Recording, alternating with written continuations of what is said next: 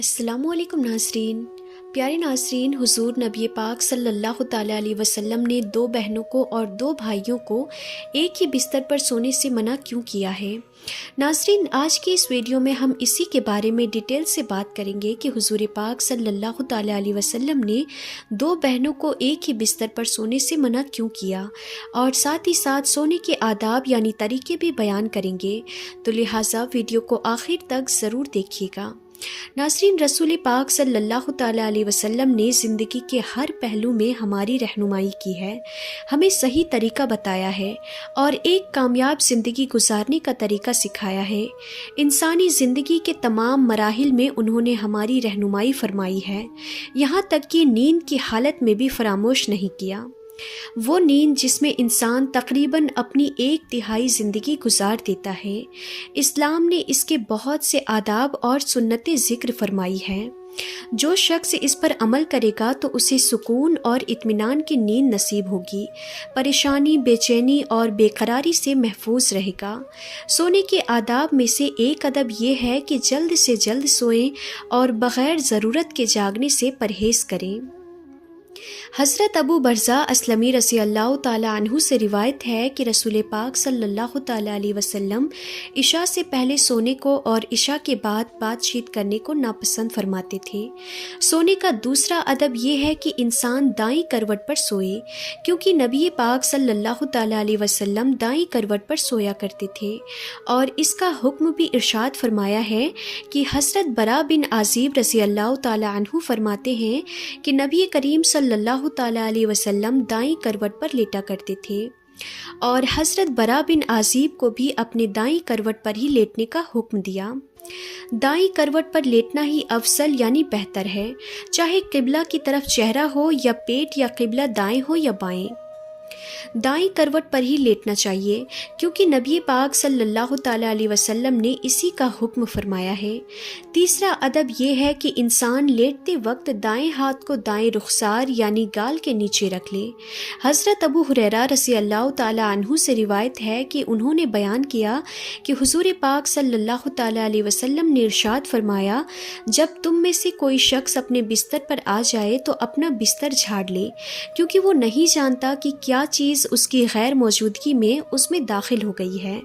सोने से पहले हाथ और मुंह में अगर गोश्त या चर्बी वगैरह का असर या महक हो तो उसे धो लेना चाहिए। रसूल करीम सल्लल्लाहु ताला अलैहि वसल्लम ने फरमाया, जिसके हाथ में गोश्त या चर्बी की महक या उसका असर मौजूद हो और वो उसे धोए बगैर ही सो गया, फिर उसे कोई मुसीबत पहुंची तो उसे चाहिए कि वो अपने आप को ही मलामत करे, यानी अपने आप को ही कोसे। सोने से पहले खाने पीने के बर्तनों को ढांपना चाहिए। सोने से पहले खाने पीने के बर्तनों को बिस्मिल्लाह पढ़कर ढांप दे। अगर कोई ढक्कन ना मिले तो कम से कम एक लकड़ी ही सही बिस्मिल्लाह कहकर उन पर रख दे, क्योंकि शैतान बंद दरवाज़ों और ढके हुए बर्तनों को नहीं खोलता।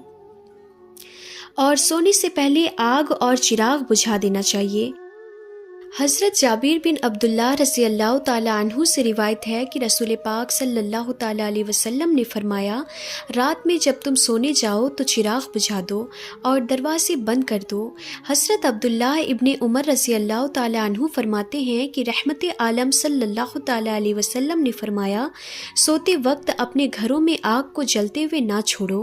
एक और रिवायत में है कि चिराग बुझा दो, क्योंकि कभी कभार चूहा चिराग की बत्ती को भड़का कर घर वालों को जला डालता है।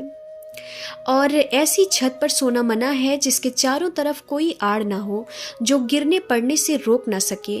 रसूल खुदा सल्लल्लाहु ताला अलैहि वसल्लम ने फरमाया, जो शख्स ऐसी छत पर सोए जिसके अतराफ कोई आड़ ना हो और वो ऊपर से गिरकर मर जाए या उसे कोई नुकसान पहुँचे, तो वो अल्लाह की जिम्मेदारी से बरी है। नाज़रीन, ये थे कुछ सोने के आदाब यानी तरीके जिनको बयान करना मैंने ज़रूरी समझा। अब हम अपने मौजू की तरफ यानी अपने टॉपिक की तरफ बात करते हैं कि हुज़ूर पाक सल्लल्लाहु ताला अलैहि वसल्लम ने दो भाइयों या दो बहनों को एक ही बिस्तर पर सोने से क्यों मना किया है। ناظرین، اسلام انتہائی صاف ستھرا اور پاکیزہ دین ہے۔ اس کے احکام انتہائی عمدہ، تقوی، خوف باری تعالیٰ ہے۔ یہ پاکیزگی اور ظاہری گندگی سے بچنے کی تلقین کرتا ہے۔ اس کے ساتھ ساتھ ایسے انتظام بھی انسانوں کو دیتا ہے جس سے ہر فرد کی روحانی تربیت بھی ہوتی ہے۔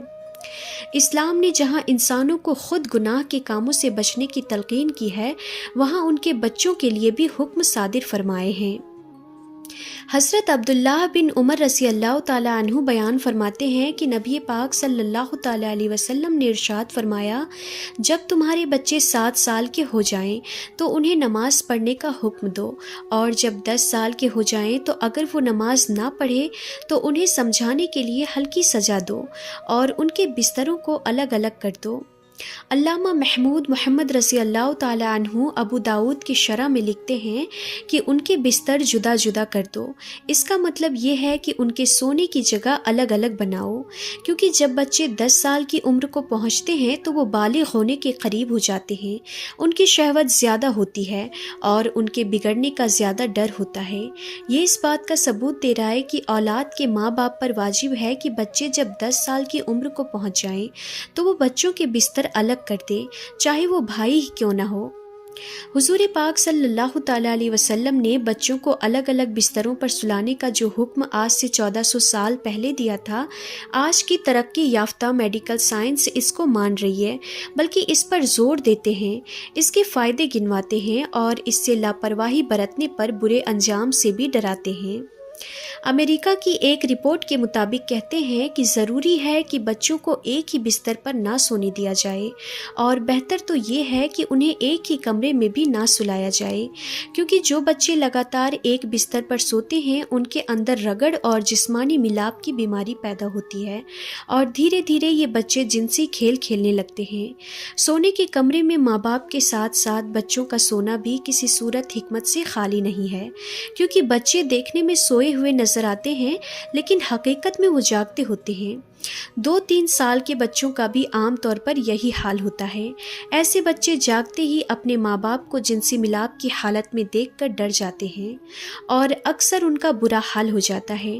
کبھی کبھار ایسا بھی ہوتا ہے کہ گہری اندھیری رات بھی ان کی آنکھوں پر پردہ نہیں ڈال سکتی، کیونکہ کچھ حرکتوں کی وجہ سے چھوٹے بچوں کی نیند اڑ جاتی ہے اور یہ نوعمر بچوں میں جنسی خواہشات ابھرنے لگتے ہیں، اور شروع سے ہی ان کی عادتیں بھی بگڑنے لگتی ہیں، اور ان بگڑنے والی عادتوں کو ہم بہت ہی آسانی کے ساتھ بستر الگ نہ کرنے کی صورت میں جوڑ سکتے ہیں، جس میں بچے ماں باپ کے ساتھ ایک ہی کمرے میں سوتے ہیں اور ان کی حرکتوں سے متاثر ہوتے ہیں، جبکہ شریعت کی طرف سے اس پر بہت سختی کی گئی ہے۔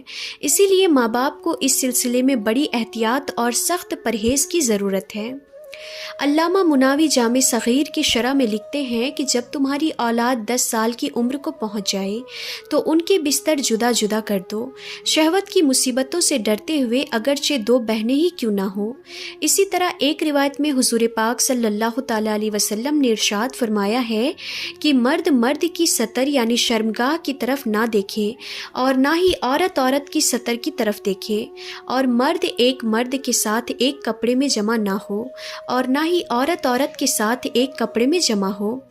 اس حدیث میں بھی یہ حکمت ہے کہ مرد اور عورت جنسی برائی سے محفوظ رہیں اور اپنے آپ کو گناہوں سے بچائے رکھیں، کیونکہ جب تنہائی اور ایک ہی بستر میں سونے کی جگہ ملتی ہے تو شیطانیت کا دروازہ کھلنے میں دیر نہیں لگتا۔